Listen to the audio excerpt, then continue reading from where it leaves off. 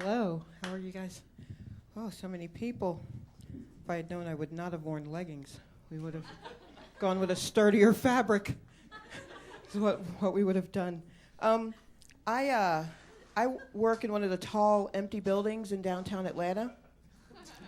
And I don't know how many of you look up during that soul-crushing drive home around 5 p.m., but if you look up, you'll see a plane flying around downtown in Midtown Atlanta, and it has a banner on it for the cheetah. Now, for those of you who are going to pretend like you don't know what I'm talking about, the Cheetah is a local strip club. And the banner says, "No cover with tick stub." And I'm assuming they mean sporting event ticket, but I guess it could be like movie ticket or parking ticket. It's not enough room on the banner. You can only say so much, right? So that's flying around during the week, around 5 o'clock or so. And then one day, I looked out my window, and I saw a second plane. So my first thought was naturally, 2 planes! But then I thought, wait a minute. Is the Cheetah plane up there so long it needs a refueling jet? Like, what's going on? Turns out it was another plane with another banner for the Oasis, another strip club. So don't let anyone tell you that you don't live in a metropolitan city, guys. Is there any place else that can support 2 stripper planes? 2 stripper planes. We have a dog fight in the skies. Every day there are 2 Red Barons. There are 2 Snoopies flying in the skies every day. And they want your rush hour dollars. I can't wait till I look out the window and I see a hot air balloon for a burlesque show. Because I feel like that's the corresponding aircraft to entertainment. It's going to be a hot air balloon with like a pasty on top. I feel like that's what that's going to be. At my job, I have to research a lot of stuff, which means spending a lot of time online, which means doing a lousy job at my actual job. And for a while, I was really obsessed with that videotape of the bus driver who punched the girl. You guys remember this? So in Cleveland, for those who don't know, because you have lives out in the air and stuff, in Cleveland, there was a public bus driver who got into an argument with a woman who didn't have money for the fare.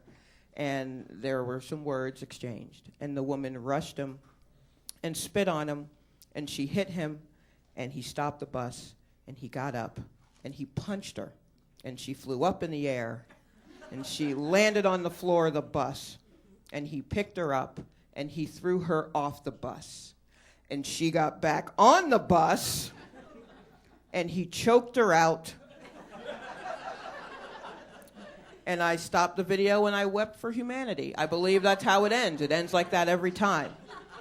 So the woman, the victim, was interviewed by a reporter in Cleveland, because Cleveland has news. And the reporter said what I thought was the dumbest thing I'd ever heard. The reporter asked her, "How does it feel to be on the receiving end of one of the most talked about uppercuts in history?" Remember that, guys? Remember when we studied uppercuts in history? Remember that? They got to rewrite that whole textbook now. All of that. That's old information. I was like, that's so stupid. That can't be right. So I Googled uppercuts of note. Turns out it's exactly right. The first 4 pages were just bus driver, Cole Cox girl. I was like, all right, well, you did your work, Cleveland reporter. And then the woman answered the question, and she said, "I felt like Mortal Kombat." Not like a character in Mortal Kombat. I felt like the Mortal Kombat experience. I felt like the gaming system. I felt like when I played it all the time and my parents yelled at me. That's what I felt like. I was like, all right, that's the dumbest thing I'd ever heard. Okay, that's stupid. And then she said, "It hurted." And I went, okay, now you're just showing off. You're just showing off how stupid you are. Leave some for the rest of us. Will you do that? Can you do that for me? Oh, jeez. speaking of wasting time on the internet, I read an article about this study on African American vernacular English. That's ebonics, y'all. In fact, I think that was the name of the study, African American Vernacular English, ebonics, y'all. I think that's what the study was called. So anyway, in this study, they've got groups of black children and white children, and they're showing them pictures and getting their answers. One picture that they showed was Cookie Monster sitting at a table, and Elmo standing to the side eating cookies, right? So Elmo's over there eating cookies. Cookie Monster's just sitting at a table. And the researchers asked the kids, "What's Elmo doing?" And all of the kids, black and white, said, "Oh, Elmo's eating cookies." And they said, "All right, well, what's Cookie Monster doing?" The white kids said, "Oh, Cookie Monster's not doing anything." But the black kids said, "Oh, Cookie Monster, he be eating cookies." Did you hear what happened there? The black kids said, "Elmo is eating cookies, but Cookie Monster be eating cookies." Elmo is, but Cookie Monster be. He be eating cookies. He stay eating cookies. That motherfucker eating cookies all day, every day. Constantly eating cookies. Are you kidding me right now? Those black kids got to the essence of Cookie Monster with just the word be. It's legit, y'all. It's legit. It's a thing.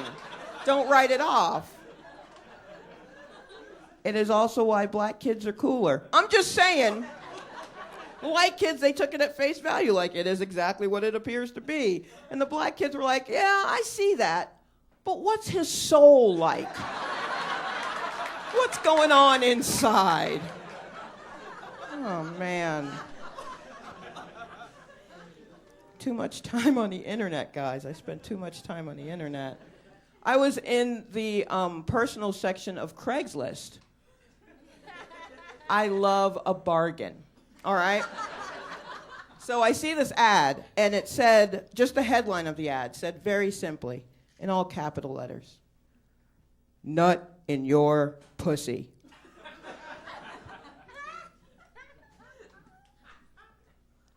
And I almost clicked on it because he spelled "your" correctly. What? Our kids will be smart, right? I mean, we will have kids. "You just nutted in my pussy." All right, you guys know. You know how science works.